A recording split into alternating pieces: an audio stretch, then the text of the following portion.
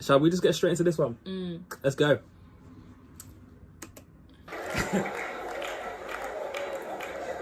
Actually, I got a couple friends of African persuasion, and I gotta get rid of them, man. I gotta admit to you. I'm finding I'm spending too much money on clothes hanging out with them, because I gotta like fucking try to keep up with their wardrobe. It's like every time they go out, they got all brand new shit on. All brand new shit. So when I show up with my white version of brand new, which is, I ironed the shit, right? I ironed it, right? It's new. They just start trashing me. I can't keep up with them, man. They got like fucking 58 pairs of sneakers.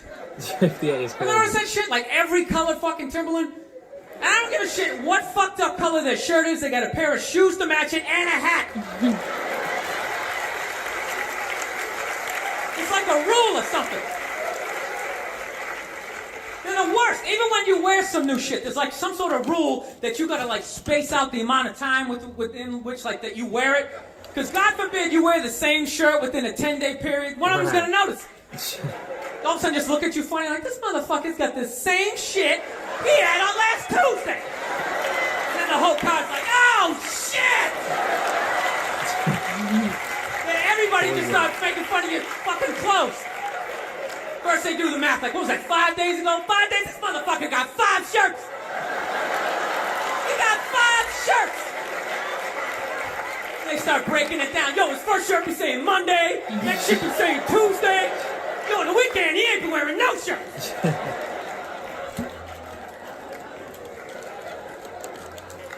I'll tell you, that's actually funny. You know what? That's actually how I judge black guys now. When I first came to the city, like, all black people scared me. No, I was like the typical white dude from, like, the suburbs, you know what I mean? Had no frame of reference, you know? So my only frame of reference with black people was, like, remember those early 90s gangster rap videos? Throw the fucking LA riots in there, man. It was fucking horrible PR. I'm watching the videos. Look, he's got nice cars, he's got all the women, and he's still fucking mad. These black dudes are never happy. After 10 years of living in the city, this is how I narrow it down. Whether black dude scares me or not. Black dudes with dirty sneakers scare the fucking shit out of me. No. I figured it out in my head, because I know from hanging out with them, that's the last shit that they're gonna let go. The immediate shit that they have on. So I think, you know, if his sneakers are fucked up, that means his life is fucked up. Every time he leaves his building, the whole neighborhood, oh, shit! Everyone starts making fun of him. He's on the train in a bad mood. I kind of have this howdy-doody, kind of mug-me kind of face. I'm not saying something's gonna happen, I'm just saying, I'm paying attention. So I've been seeing this girl recently, this black girl, right? She lives up in Harlem, you know, gone out like 3-4 times, you know. First time we hung out in like the Village area in New York, you know, which is sort of like a racially mixed area.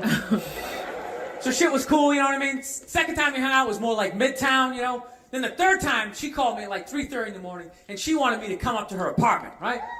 So it's 3:30 in the morning, she lives in Harlem, I look how I look, so it's a fucking situation. Yeah, because you know the deal, right? Basically, a white dude feels comfortable up to about like 98th, 99th Street, you know what I'm saying? The second the streets start getting into like triple digits, like 100, 101st Street, start getting like a little asthma, like, oh, fuck, it's starting to get a little high up here. That's like deep into like the whatever you call it, the hood. I'm guessing in America, like they start getting like really deep into those numbers. But it's bro. I love how he's making these black people. The ghetto. Ghetto. Little asthma, like, oh, fuck, it's starting to get a little high up here. The only white guy that goes that far. Tightness in your chest, can you feel that? 106th Street, you're like leaning on shit, like, dude, where'd all the cabs go? How come there's no taxis up here? Dude, what's a bodega? I don't know what that is. Let's get the fuck out of here.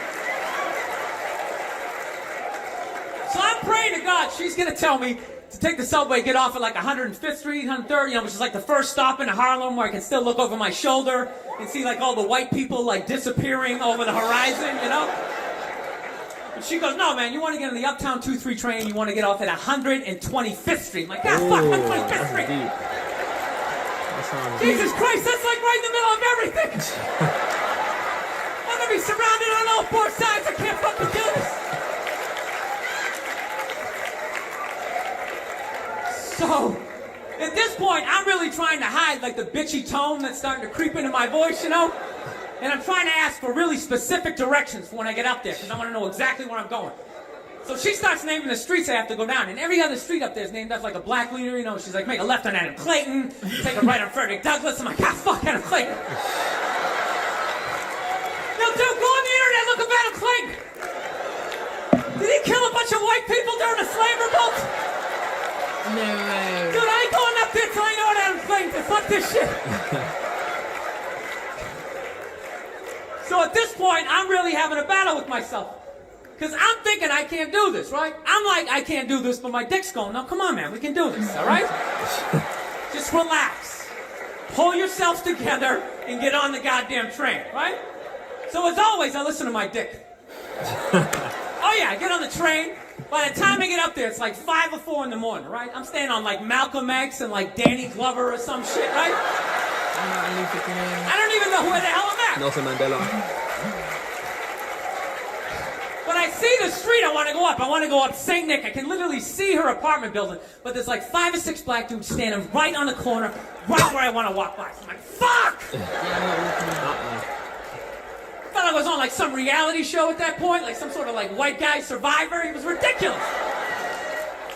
What's a white guy survivor? So I'm thinking I gotta walk right by these guys, right? You know what's funny? I think that they were actually more surprised to see me than I was scared, you know? And I was really, really scared, you know? But I'm also really, really white, you know? Like shockingly Caucasian. You know what I mean? Like if you're not ready for me, I can like surprise you.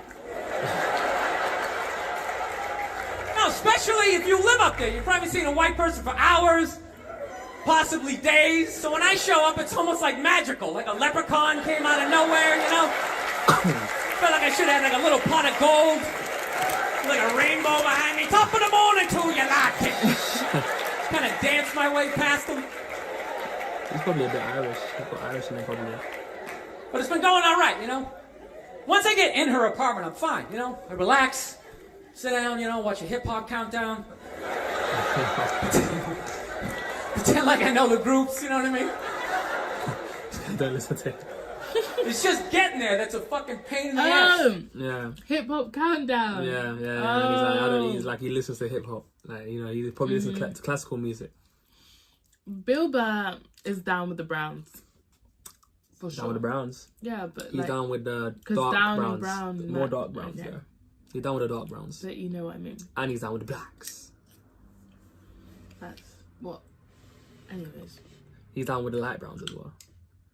How would you know? Qatar can start, man. Once you go black, you won't go back. Ain't that the truth? It's just getting there that's a fucking pain in the ass. But you know, I don't get mad at it, because I figure, you know, black dudes gotta go through the same shit though, right? When you go out to the suburbs, go fuck a white girl. Right? Just that same awful feeling of just leaving your people behind, you know, just less and less of you as you're fucking driving out there. Probably start off lean and you're all fucking cool.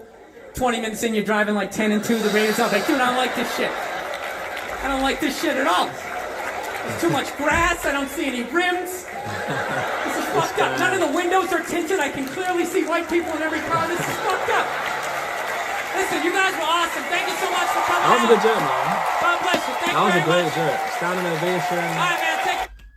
Yeah, that was a great joke, man. Honestly, even. Well, so this is. I've already watched it once. So, what did you think of it, Princess? I thought it was good. I thought it was funny.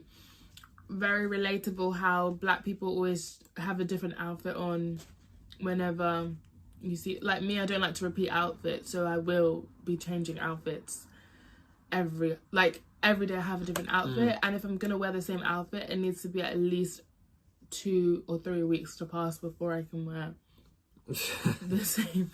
There's a lot of truth to it.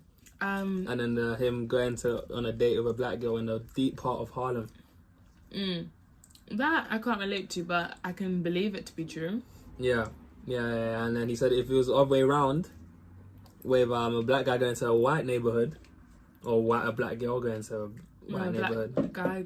Well, he said black guy, yeah, but yeah. You can make it. That's the thing. I like how he switched it. And also, I think like even though obviously he's making it to like it's a New York crowd. I don't know if he performed in New York, but even you can tell these jokes kind of just transcend just New York or like just in general. Like those typical stereotypes. Like even in the UK, you've got similar things of like, oh, don't go down to Southeast London because that's where a lot of like.